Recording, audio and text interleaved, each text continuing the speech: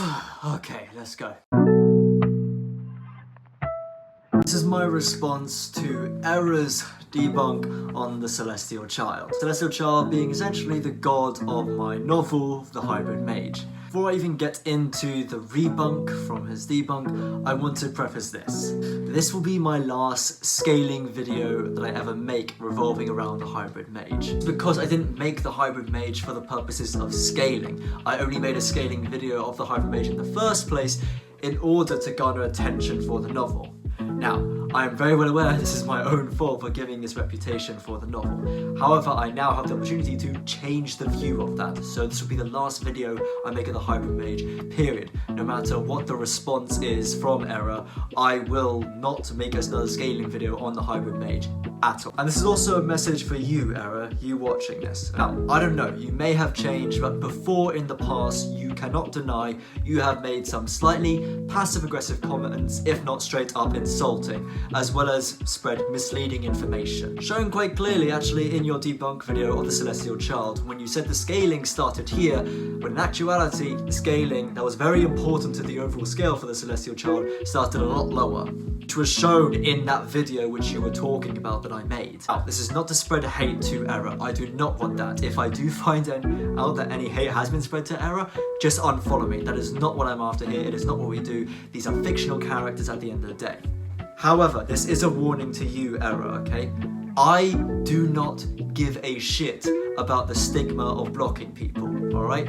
If I find any insults or slightly passive-aggressive comments or anything like that from you in the response to this video, which I know you inevitably will, I will block you straight away. Do not care, we are here to have a discussion about fictional characters. Let's not start insulting each other or anything like that. This is not to spread hate to you, this is not to call you out, this is just to make you aware of what I will do if you start spreading this info or insulting me. Alright, do we have that clear? Okay, now let's get into the scale. To tackle Error's debunk of the Celestial Child, it's not more of a fact where I have to debunk his point specifically, but rather go through the entire scale in its entirety.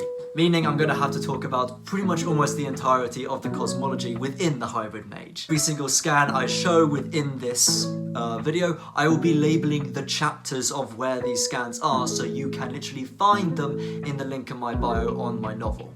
So first up, we need to talk about the first major construct within the Hybrid Mage, known as the Beyond. Now, the Beyond is important as it can essentially dictate where the scaling goes for the Hybrid Mage and how you want to talk about it. This is because the Beyond is stated multiple times to transcend the very concepts of space-time. Now, Error, in your comments that we have talked about, you said you need to provide proper context to show that it gets to outer. Context has been shown, as it has been stated that the concept of space-time only reaches up to the realities, meaning that the Beyond, which transcends the realities, transcends the entirety of the very concept of space-time. It doesn't exist outside of space-time, it fully transcends it, as it transcends the furthest reaches that the concept of space-time goes. However, I'm going to be lenient with you, Error, so I'm not going to give it to an outer rating, but I'm still going to make it low outer, so we'll have the Beyond at the low outer versal ranges. Transcending the Beyond is a construct simply known as the Null. There is not much to talk about apart from that it is made out of a dormant ethos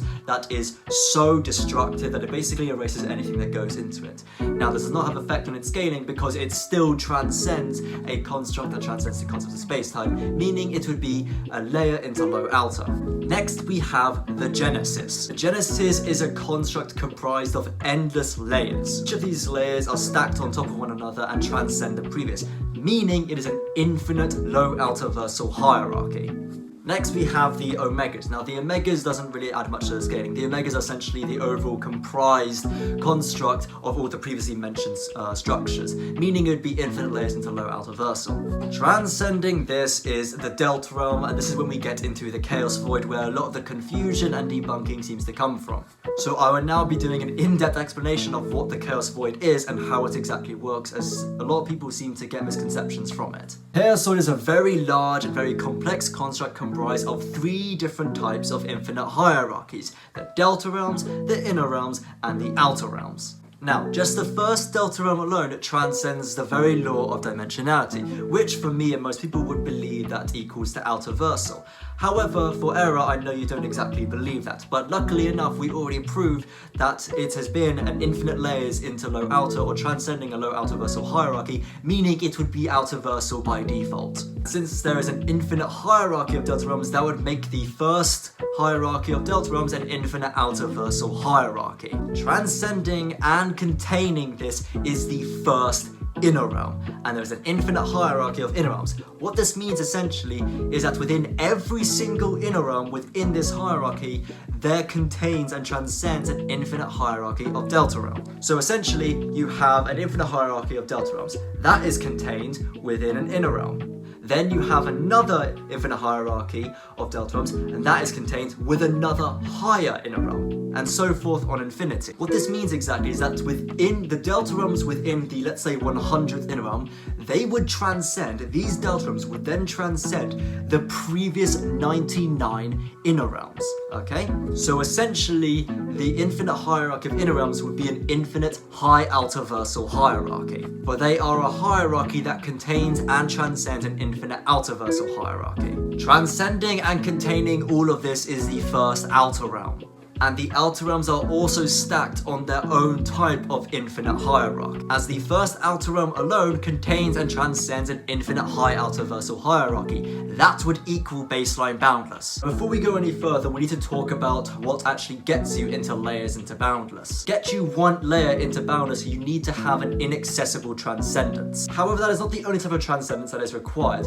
Actually, a fictitious transcendence or a fictional transcendence is also enough. This is because a fictional transcendence and an inaccessible transcendence, unless contradicted directly within the story, are more or less the same. An inaccessible transcendence meaning the layer below it is completely inaccessible. You know, you cannot touch it. It's not possible to be accessed. And a fictional transcendence meaning you are completely transcending the other. You are viewing it as fiction. It is not accessible. And in the hybrid mage, the transcendences within each of the constructs have been repeated time and time again to be fictional transcendences. This is most clearly shown when Kara first talked with the main character Nova. She asked him, why is he mingling with these lower beings, these beings who are completely below him? Because of where Nova Leos stands and what he transcends and how high a power he is, these beings, these ethereals, they are fictitious to him. They are not considered real to the people like him. People like Kara, to higher beings and to higher constructs, the lowers are not considered to be truly real to them. This same thing was talked as well previously when Lazuli talked to Stella. Stella essentially saying that lower beings and lower constructs would not be considered to be real to the higher ones, as they are viewing them as completely fictional. Now, this is important because in that same talk that Lazuli had with Stella, Stella said that the transcendence gap between all the different constructs is a fictitious one, meaning the Beyonds would view the realities as fictitious, meaning the different layers within the different hierarchies of the Chaos Void would view the previous as a fiction. In short, the first Delta Realm hierarchy would be viewed as a fiction to the Inner Realm hierarchy, and so forth, and this applies to all the constructs. So in summary, for all constructs, for all realms, for everything mentioned within the hybrid mage in terms of the constructs, each previous one is viewed as a fiction and is such an inaccessible and fictional transcendence. So we got that now. As we established, the first outer realm is baseline boundless, meaning the delta realms contained within the second outer realm transcend this, meaning the first delta realm alone would then be one layer into boundless, then the next would be a second, and so forth infinitely, meaning first delta realm hierarchy within the second outer realm would be infinite layers into boundless. You might be able to see where I'm going with this. This means that the inner realm hierarchy in the second outer realm would then be inaccessible layers into boundless, and then transcending that would then make the second outer realm alone immeasurable layers boundless. As Stella stated within the hybrid mage, the delta realms within the 100th outer realm would view the previous 99 outer realms as a fiction, or not real. Meaning, you can say that the entire Chaos Void as a whole is either immeasurable or irrelevant layers into boundless, however you want to put it, I do not care, it is one of those. Transcending and containing this is the relics. Now, the relics aren't in a hierarchy at all, no, they are all in the same overall scaling. They each contain and transcend a chaos void that is all with them. It is shown that they appear to be in different sizes, but they are all in same power in terms of scaling. Transcending and serving as the background of sorts of the relics is just a void of nothingness, simply known as the void of nothingness. All of that together is simply known as the vessel space. This is important because the cardinal space is a place where the sentient ethos dwell, and the cardinal space is an identical parallel reality of the vessel space, except stated to be on a higher level and a higher status of existence, meaning it transcends it. And serving as the background and also transcending these two is the 0C, which is meant to be true nothingness, like complete emptiness. All of that is contained and transcended by a single narrative. There are endless narratives within something known as an Eden fruit, which then transcends the narratives. Billions of Eden fruits then grow on a single branch of a conical tree, with there being supposedly a number of branches that is beyond every conception of infinity. There's more hyperbole, essentially. Basically, it's saying that there are an endless amount of branches on a chronicle tree. Essentially transcending or partially transcending the chronicle trees is the golden room, and this is where the celestial child dwells. Celestial child does not be bound by it, or he himself felt like that he wasn't bound by it, which was also then shown as he then gave the golden room something he dubbed as shape. Celestial Child has also created chronicle trees as well as destroyed them, meaning that the Celestial Child at the end of the day is somewhere either immeasurable or irrelevant layers into boundless. Do we have all that now? Now that is my rebunk from Error's debunk of the Celestial Child. Now, to reiterate this is going to be the last scaling video I ever make when it comes to the Hybrid Mage, so even if Error comes back with a debunk, supposedly debunking the Celestial Child to low outer or whatever, I won't be making a response video to that. In fact, I may not even respond to him in the comments at all. I might do saying, fair enough, we agree to disagree, but that is the end of that. And as also I said previously at the beginning of this video, Error, if you make any sort of slandering comments or make any sly or passive-aggressive remarks, I will just block you because I just don't have the time for that. And I also just don't have the energy to deal with that.